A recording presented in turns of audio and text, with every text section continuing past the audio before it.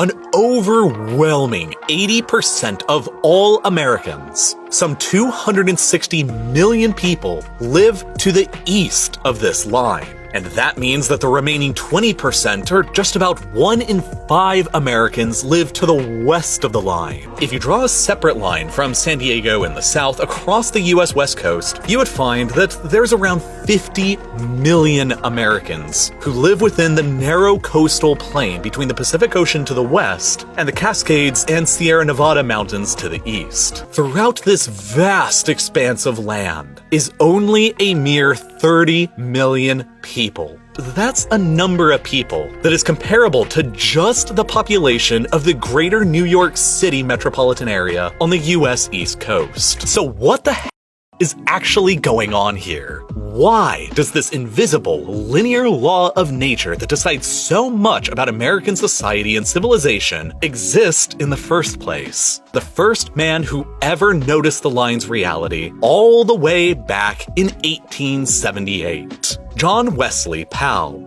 Powell was a geologist and an explorer of the American West, and the second director of the United States Geological Survey. As he passed from the east to the west, he noticed that the variety of plant species gradually diminished to the point of being nearly non-existent. He determined that this was the case because it simply rained more in the east than in the west. When you look at a modern map of annual rainfall levels within the United States, you can also more or less spot the 100th meridian line that Powell identified. As you move westwards across North America, annual rainfall decreases dramatically. Dallas to the east of the line receives 38 inches of rain a year, while Abilene over to the west of the line only receives 26 inches, and Midland even further to the west only receives 15 inches. It simply rains a lot less to the west of the line than to the east of the line, and that simply makes sustaining life and civilization much more challenging. John Wesley Powell correctly identified one of the geographic explanations behind this North American law of nature: the Great Rocky Mountains. They are the third longest mountain chain in the entire world after all, spanning for more than 3,000 miles across the continent and with peaks soaring up into the sky as high as 13 and 14,000 feet. These long and towering peaks effectively act like a colossal wall, blocking most of the moisture blowing in on clouds from the Pacific Ocean, and therefore preventing most rain from passing beyond them towards the arid plains of the east. This effect is called a rain shadow, and the shadow cast by the Rockies across the North American plains is enormous. The Rocky Mountains aren't the only mountain chain on the continent that block moisture blowing in from the Pacific. There's also the Cascades stretching across the Pacific Northwest, creating in their span a clear division between the wet, rainy, and narrow coastal plain to their west, between them and the Pacific Ocean, where big cities like Vancouver, Seattle, and Portland have all been able to be established, and the drier, more arid environments found over to the east, where the moisture blowing in from the Pacific fails to penetrate into. And further to the south in Nevada and California are of course the Klamath Mountains, the transverse and peninsular ranges, and the most formidable range of all, the Sierra Nevadas. All of these high mountain peaks serve to block moisture blowing into the eastern interior from the Pacific Ocean, and in effect, their presence creates only a narrow strip of land across the west coast between them and the ocean where there is suitable amounts of rainfall to sustain large-scale human population centers.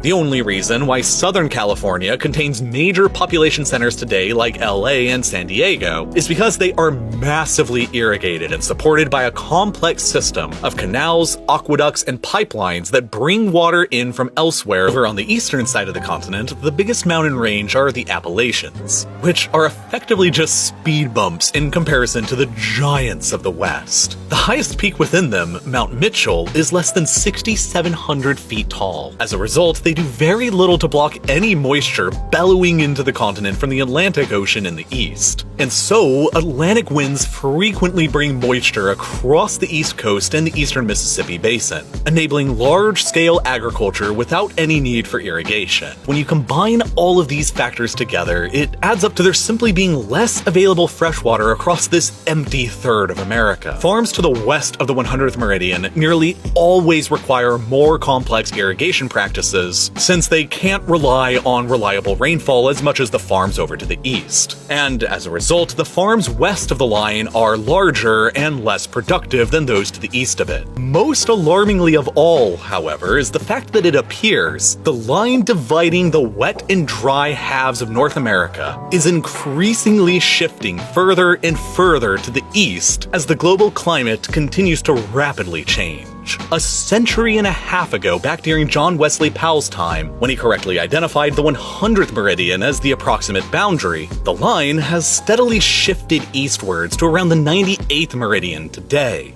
and it appears to only be continuing further with this eastward migration. The American West is already going through what is likely the worst drought the region has seen in thousands of years. With a serious lack of rainfall, much of the American Southwest has been forced to rely on the fresh water provided by the Colorado River for more than a century now. But for the first time in recorded history, the Colorado River is drying up. The Colorado provides the fresh water for around 40 million people across the American West, and it is already so thoroughly irrigated and pulled from that the river no longer even reaches its natural delta in the Gulf of California. All of this was predicted a century and a half ago by none other than the main character of this video himself, John Wesley Powell. You see, when Powell drew his line across the 100th meridian that divided the wetter east from the drier west, his attempt was to convince the United States Congress to take a drastic action.